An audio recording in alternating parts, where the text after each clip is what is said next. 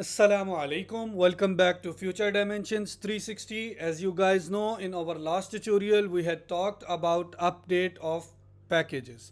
How we can update package locally, globally, or in development phases only with dev dependencies. In our current tutorial, we will be talking about Prune. What is Prune and how we can use it? Let's go ahead and check. We had a file of package.json here, and we had only one package or one dependency installed in this package.json file, that is light with 4.0.5 version. Let me go ahead to node modules folder, and I will see here couple of dependencies installed. Let's see, like movement is installed.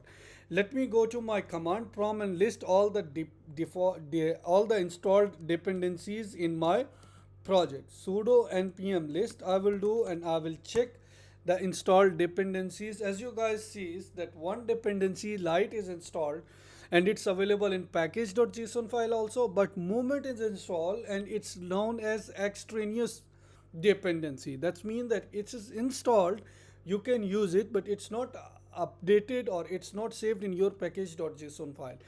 Always there must be a lot of dependencies that you will be installing for development phases or testing phases, but you don't need them for the production phase.